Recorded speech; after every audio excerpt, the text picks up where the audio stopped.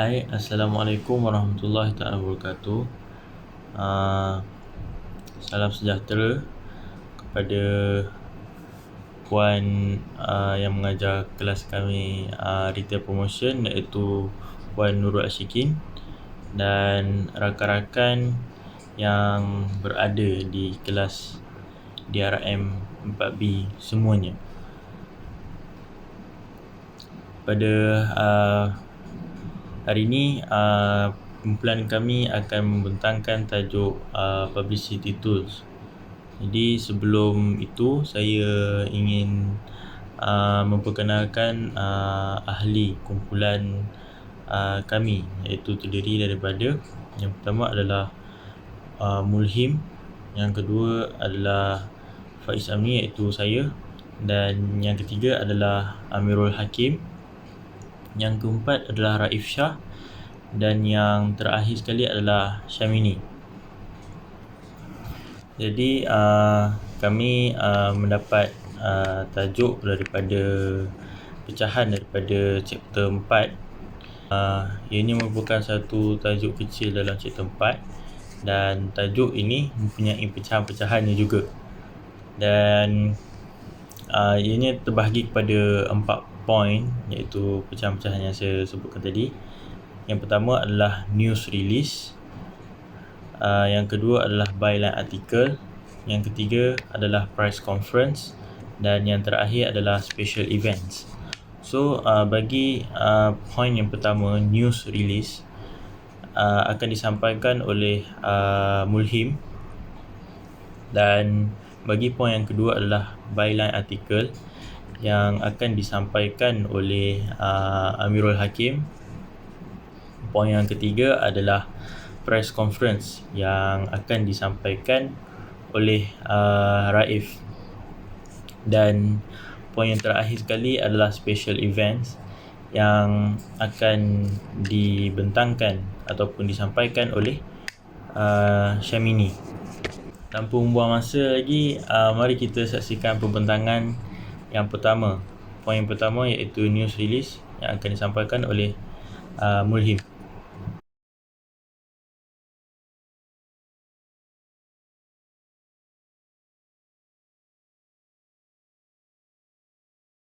Assalamualaikum warahmatullahi wabarakatuh. Saya Muhammad Mulhim bin Muhammad Azhar, daripada kelas DRM 4B SEM 4. Nombor kad matrik 15 DRM 19F1006.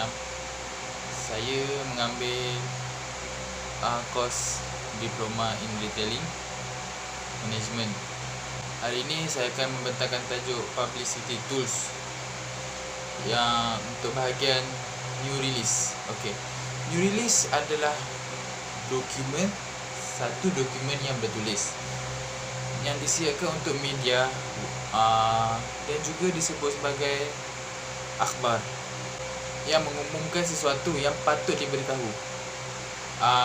Dokumen ini daripada 1 hingga 3 helai dokumen halaman yang disebarkan ke media sosial dengan harapan wartawan dan penyunting akan menggunakan maklumat yang terkandung dalam siaran TV atau radio yang akan datang dalam edisi akhbar atau majalah atau di laman web media.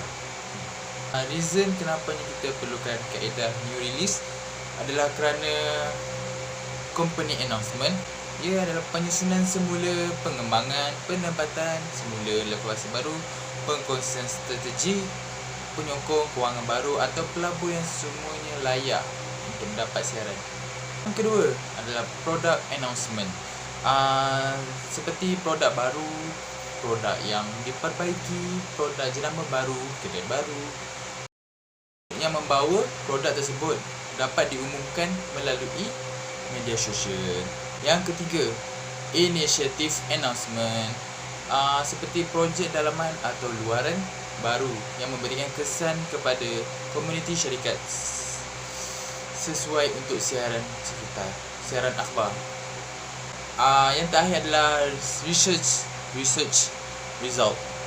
Dia seperti melancarkan penemuan tinjauan atau kajian mengenai beberapa jenis yang berkaitan dengan dalam perniagaan. New release adalah untuk menjelaskan kepada anggota akhbar, wartawan, penulis dan editor bahawa maklumat yang diberikan kepada mereka adalah siaran akhbar untuk penggunanya dan bukan iklan atau surat kepada editor.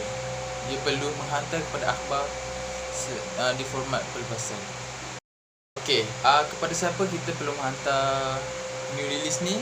Kita boleh menghantar kepada local business community, kepada customer, kepada prospektif, kepada influencer yang merujuk kepada bisnes kita, dan kita punya vendor, kita punya leader dan sebagainya.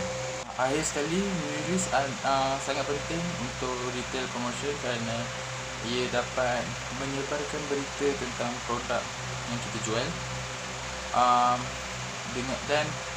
dengan hasrat meningkatkan penjualan produk. Tetapi keburukan untuk nulis bagi siaran televisyen, dia mengambil kos yang agak tinggi dan risiko itu segala.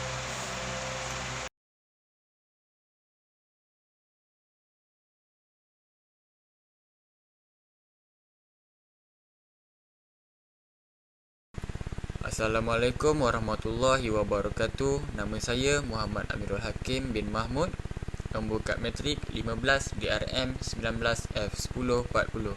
Saya daripada kelas DRM 4B.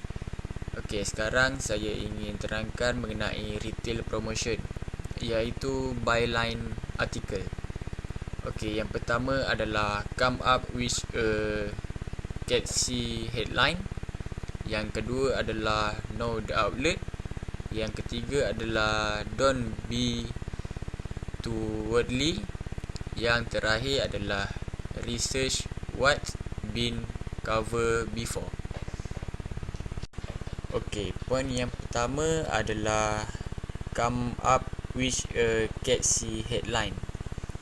Okey, benda ni kalau contoh kita nak buat banner untuk sekiranya ada promotion dekat outlet kita perlu fikir tentang penggunaan kata-kata dalam banner tersebut, bilangan perkataan, nombor atau soalan dalam banner kita.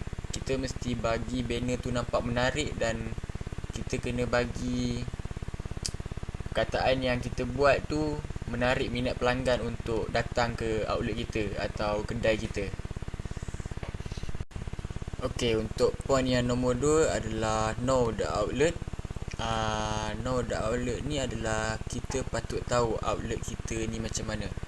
Okey, macam contoh yang saya bagi tadi, kalau kita nak buat banner untuk sekiranya kedai kita ada sale atau promotion, kita kena tahu outlet kita ni jual apa.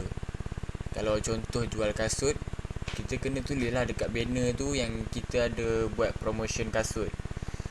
Yang kedua, kita perlu bagi artikel yang bersesuaian dengan outlet kita untuk pelanggan faham mengenai apa yang kita sampaikan.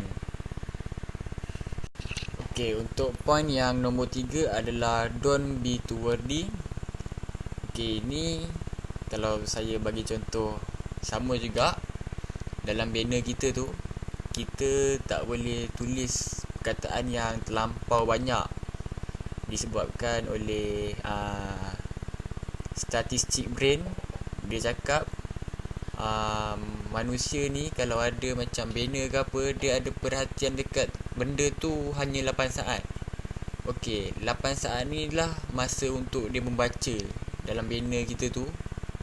Masa dia nak bagi perhatian dekat banner kita tu. So, kita tak boleh tulis perkataan yang terlampau banyak. Kita kena buat banner tu padat dengan isi yang penting sahaja. Okey, untuk poin yang terakhir adalah research what's been covered. Okey, ini bermaksud kita perlu meneliti sesuatu perkara yang kita terpikkan.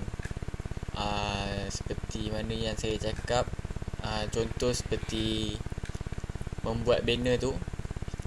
Okey, contoh pada hari raya kita nak buat sale. Setiap tahun ada hari raya, kita nak buat sale. Kita tak boleh tulis dekat banner tu benda yang sama setiap tahun. Kita perlu improve benda tu bagi pelanggan tertarik dengan apa yang kita tulis. Kalau kita buat benda yang sama saja, kita takut pelanggan bosan atau tidak tertarik dekat outlet kita.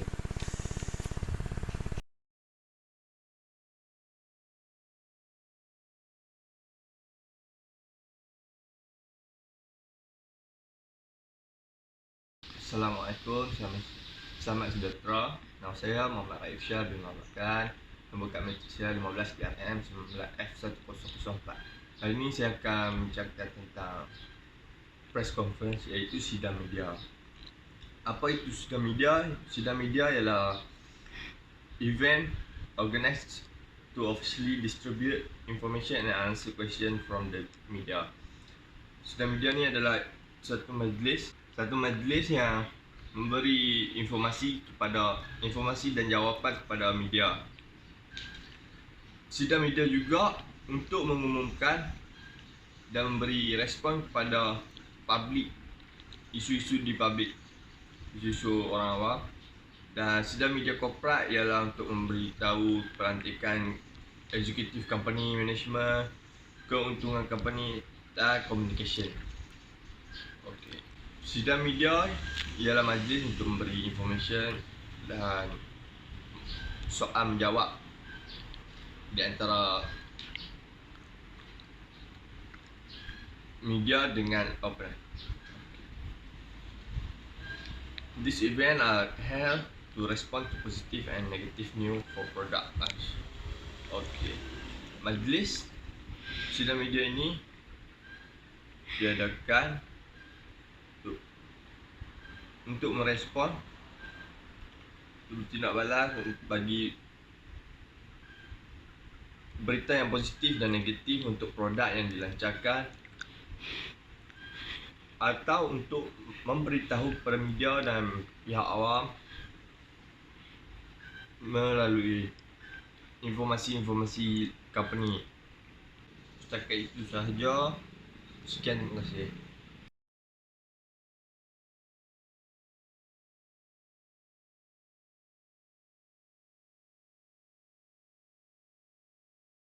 Selamat sejahtera kepada Puan Nur Ashikin. Nama saya Syamni Ilanggowan, nombor matrik 15 DRM 19F1026. Ingin membentangkan tentang acara KAS.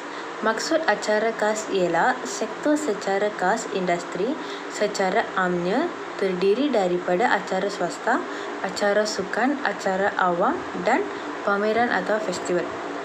Mereka dianggapkan sebagai acara istimewa kerana berada di luar perniagaan, program atau aktiviti biasa tuan rumah.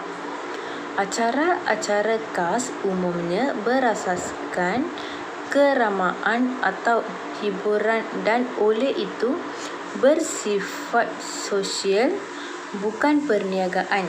Seterusnya, saya akan membentangkan tentang jenis acara KAS. Jenis acara KAS ialah perkahwinan, festival, acara sukan dan selainnya. Selain itu, kelebihan acara KAS ialah memperkasa dan mengeratkan hubungan interpersonal dan mereka meningkatkan motivasi dan mood bekerja. Yang akhir sekali ialah faktor perancangan acara ialah sopan acara, risiko kepada sektor dan peserta, kesan ke atas masyarakat dan sokongan darurat diperlukan. Selain itu, persediaan asas peristiwa KAS ialah menerutkan tujuan dan objektif, menetapkan anggaran dan bangunan pasukan anda dan lain-lain lagi. Itu saja kepada saya. Terima kasih. Okey, itu saja pembentangan daripada kumpulan kami. Terima kasih kepada semua pembentang dan terima kasih kepada rakan-rakan saya yang sudi untuk menonton perbentangan daripada kumpulan kami. Jadi sekiranya ada kekhilafan ataupun tersalah bahasa, harap dapat dimaafkan. Jadi itu saja daripada kami. Sekian, terima kasih.